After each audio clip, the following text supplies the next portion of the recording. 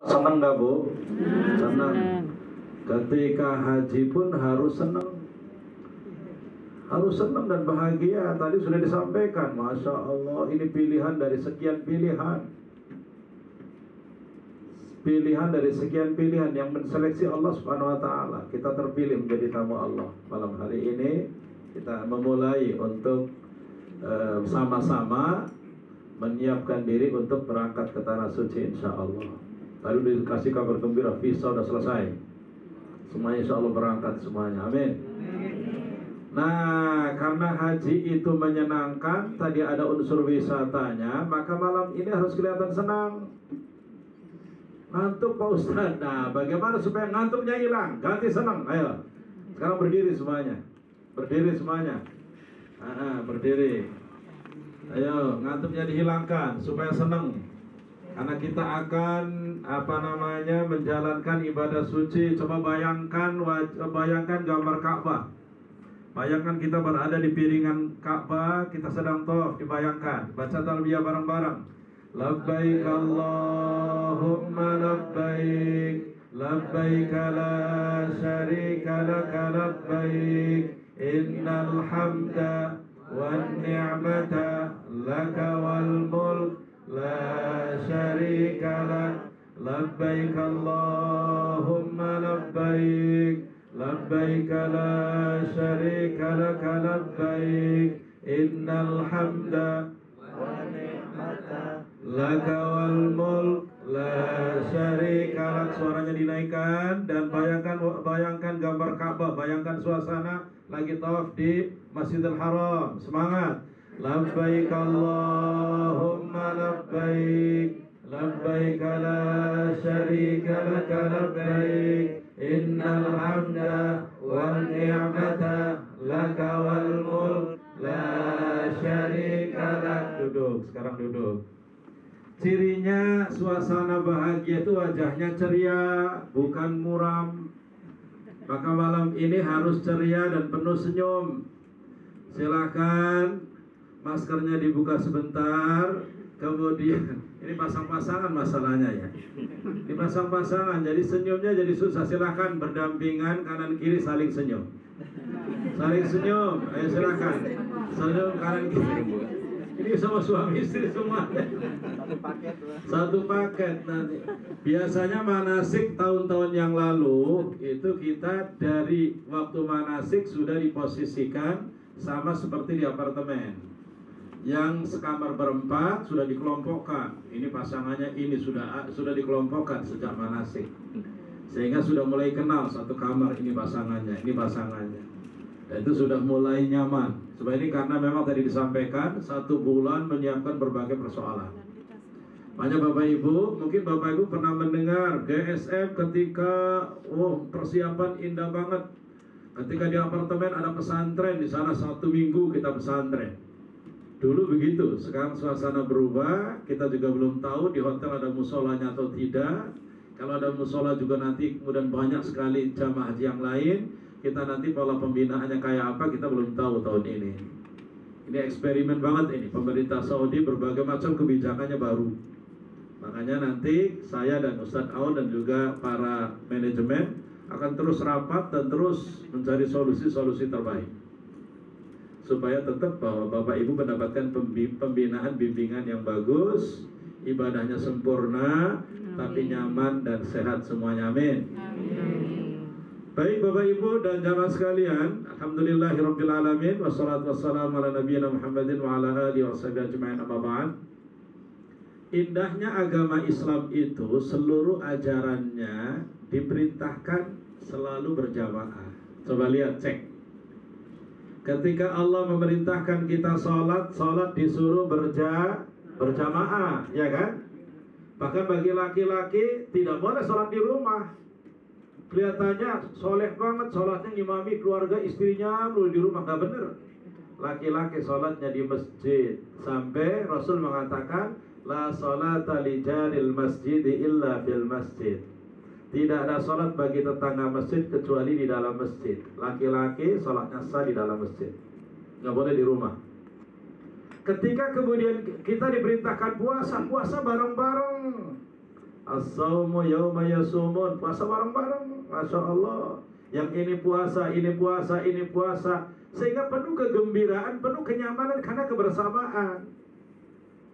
Sholat disuruh bareng-bareng. Sholat jamaah itu Bapak Ibu bukan sekedar bapak-bapak kalau berangkat ke masjid sholat jamaah, bukan sekedar ingin mendapatkan 27 lipat pahala, bukan hanya itu. Tapi sholat jamaah itu bapak-bapak supaya ketemu tetangga kanan kiri, sahabat, assalamualaikum, gimana Pak, sehat-sehat tuh. Banyak kalau sholat jamaah itu tegur sapa dengan orang-orang dalam masjid, jangan kemudian cemberut melulu gitu kan. Sholat disuruh bersama-sama, ketemu saudara, teman, tetangga. Puasa bersama-sama dengan masyarakat sekitar kita. Zakat bagi Bapak Ibu yang mengejar-ngejar harta dan ngumpul-ngumpul uang, disuruh berbagi dengan tetangga kanan kirinya. Sampai Rasul mengatakan, tidak termasuk golonganku man bata syab'ana, orang yang malam hari perutnya kenyang sementara tetangganya ada yang kelaparan. Bukan termasuk golongan umatku, kata Rasulullah. Jadi kita disuruh berbagi kekayaan, kenikmatan dengan orang-orang sekitar kita. Kita bisa makan enak, orang-orang sekitar kita bisa makan enak. Nah, sholat disuruh berjamaah, puasa berjamaah, haji berjamaah juga. Haji ini, makanya haji itu berjamaah, waktunya bareng-bareng. Saat wukuf di Arafah bareng, jutaan orang ngumpul di satu tempat. Masya Allah. Kemudian ketika mabit di Muzdalifah bareng-bareng, lempar mabit di Mina bareng-bareng. Kebersamaan Bapak Ibu dan jamaah sekalian. Jadi syariat Islam itu kebanyakan disyariatkan, dilaksanakan secara berjamaah, bareng-bareng. Berarti Bapak Ibu, sholat, puasa, zakat, haji itu membutuhkan ruh al-jamaah. Perlu ada jiwa kebersamaan. Mohon maaf bapak-bapak, ibu-ibu yang rumahnya di perumahan mewah, kemudian rumahnya gede banget, temboknya besar banget, tinggi banget. Bapak ibu kadang-kadang gak kenal dengan tetangga kanan kirinya. Bapak ibu kadang-kadang gak pernah punya waktu untuk ketemu dengan kanan kirinya. Hidup merasa cukup dengan sendiri, gajinya besar, bisa mencukupi segala persoalan. Ternyata bukan seperti ini hidup itu. Hidup itu akan semakin bermakna ketika kita dirasakan kebaikan kita oleh orang lain. Coba bapak-bapak jenderal bintang 4, tapi kemudian nggak kenal tetangga kanan kiri. Kira-kira seneng nggak ketika keluar rumah pada orang-orang cuek semuanya? Seneng nggak? Nggak seneng. Keluar rumah mobilnya mewah, jenderal bintang 4, orang pada cuek semuanya, seneng nggak? Nggak seneng. Bapak ibu kaya raya, masya Allah mobilnya banyak, kemudian uangnya banyak, keluar rumah dicuekin tetangga kanan kiri, seneng nggak? Nggak seneng. Karena Bapak Ibu hidupnya sendiri, nggak bersama dengan orang lain. Makanya kebersamaan dengan orang itu ruh berjamaah. Ruh kebersamaan itu adalah sangat penting di dalam kehidupan kita. Kita harus bersama-sama. Saya nggak butuh orang, saya nggak apa-apa, nggak dikenal sama tetangga saya juga, saya nggak butuh. Nah ini egois. Kalau yang seperti ini Bapak Ibu kalau mati, kira-kira berangkat ke kuburannya butuh tetangga apa enggak? Butuh apa enggak? Biarin, innalillahi wa inna ilaihi raji'un. Siapa meninggal itu? Itu Bu Haji Fulana. Biarin aja, suruh ke kuburan sendiri aja, biarin. Kok bisa begitu, orang dia kenal kita, nggak butuh kita. Jadi ternyata bahwa jamaah haji itu waktunya bersama-sama, pelaksananya bersama-sama, butuh jiwa kebersamaan. Makanya sahnya ibadah haji, sahnya sholat, sahnya puasa itu ditentukan dengan baik buruknya kebersamaan kita dengan orang lain. Penting saya sampaikan, haji kita dianggap sah sempurna atau tidak ditentukan baik buruknya kebersamaan kita dengan orang lain. Doanya mantep, baca Qur'annya bagus, wah, tetapi dengan kanan kirinya wah berantem lulu. Di kamar, satu kamar berempat, gara-gara ini AC dingin, ini marah-marah melulu. Gara-gara ibu ini kemudian kalau di kamar mandi nggak terlalu bersih, marah melulu. Gara-gara kemudian ada seorang ibu dari 4 orang ada satu terlambat melulu itu. Kalau dandan lama banget, marah melulu. Yang begini ini akan merusak sahnya ibadah. Bahaya banget Bapak Ibu. Makanya kemudian disinilah kita akan mulai membuka hati kita untuk membangun kebersamaan dalam ibadah haji kita. Bu, Pak, yang rumahnya tinggi besar siapa? Ya, yang rumahnya mewah siapa? Nggak ada yang ngaku kan? Nggak ada yang ngaku. Jadi nanti malam ini kita membangun kebersamaan ya, insya Allah. Tadi ada ketemu ibu, saya nggak ngerti apa-apa. Ya, ibadah haji itu gampang banget tadi disampaikan Ustaz Al-Rafiq. Bapak Ibu ikuti saya dan ikuti Ustaz Aun aja lah. Gitu ya. Jamaah reguler itu pemerintah manasik haji sampai 12 kali itu. 12 kali itu ketika kemudian berangkat ke Mekah itu di grup-grup, berangkat grup-grupnya aja. Nggak ada pembimbingnya. Karena 400 orang pembimbingnya cuma satu ustadznya. Ustadznya diem aja di hotel. Satu grup berjalan sama-sama baru semuanya. Sampai di Masjidil Haram bingung dari mana kita mulai tawaf ini. Kalau di kita di GSM, saya pembimbing dan Ustadz Aun akan selalu bersama dengan Bapak Ibu. Tawaf bareng-bareng. Ayo belakang, siapa ayo? Baris, baris. Ibu-ibu, ayo baris. Ada yang pegangin kain ihram saya, narik-narik dulu juga ada gitu ibu-ibu. Pak Ustadz, jangan, udah nggak apa-apa, udah tarik kain ihram saya. Asal jangan lepas saja gitu. Itu udah. Jadi ketika tawaf bareng, ketika kemudian di Arafah bareng, ketika lempar jumroh bareng, ada yang di depan, ada yang belakang, ada yang depan pakai bendera, di belakang ayo. Nggak boleh ada yang ketinggalan dan selalu ditungguin. Makanya Bapak Ibu, kita mana sih nggak usah lama-lama, nggak usah panjang-panjang. Yang penting nanti akan diantarkan syarat rukun ibadah, fardu rukunnya tahu. Nanti prakteknya itulah yang akan lebih paham. Prakteknya yang akan lebih paham. Jadi 12 kali Bapak Ibu dikasih materi tentang haji, karena dilepas di Masjidil Haram dia bingung, nggak bisa itu, nggak bakal bisa.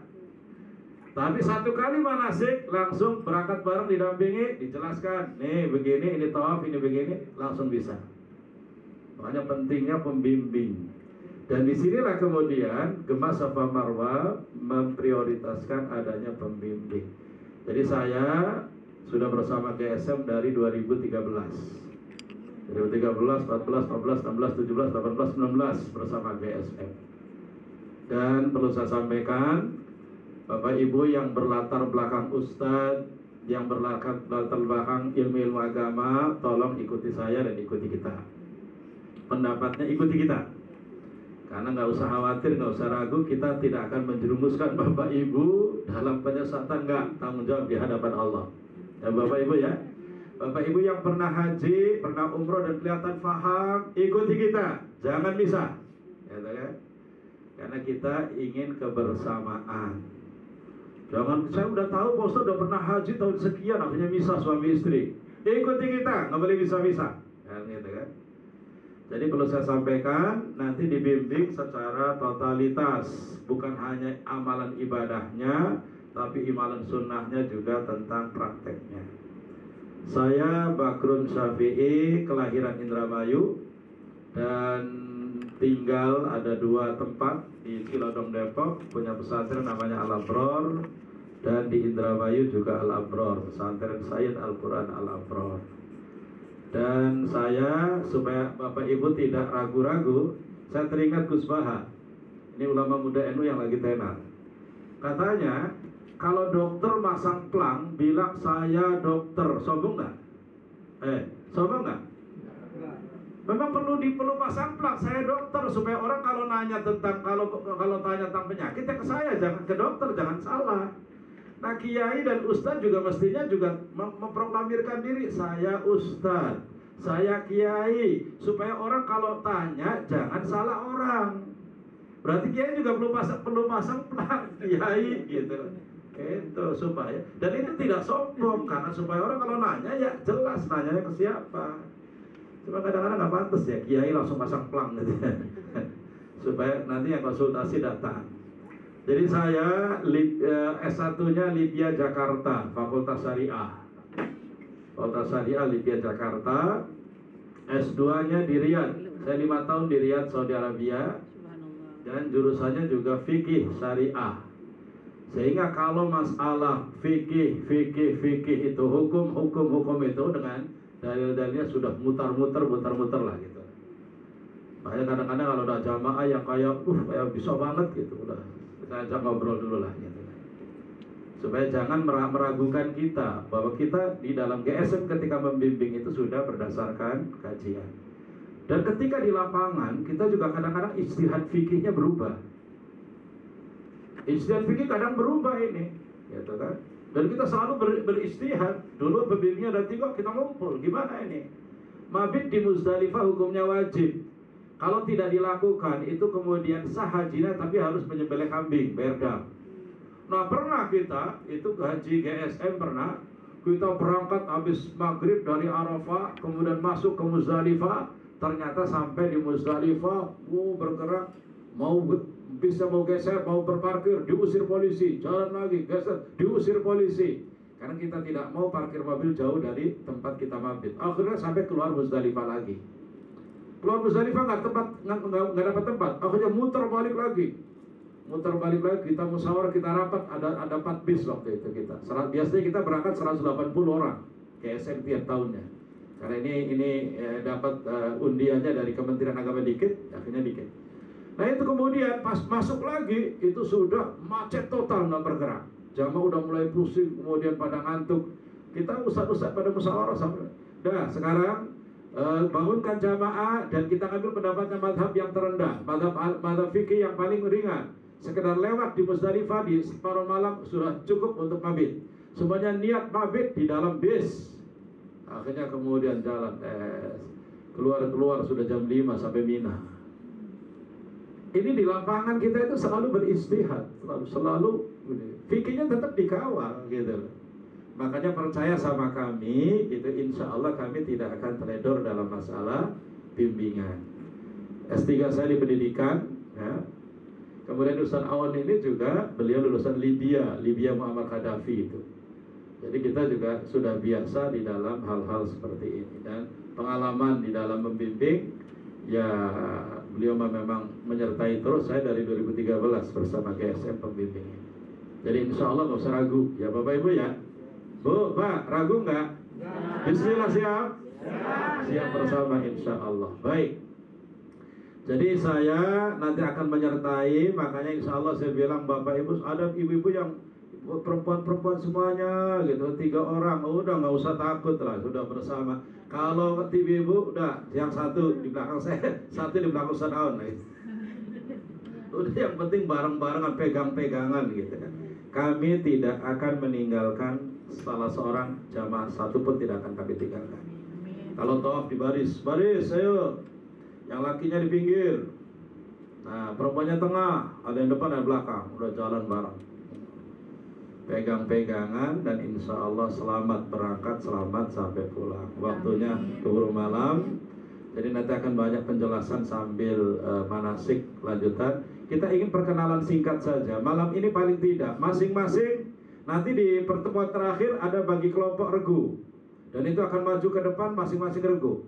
Tapi sekarang paling tidak masing-masing bapak-bapak cuma 28 bapak-bapaknya itu.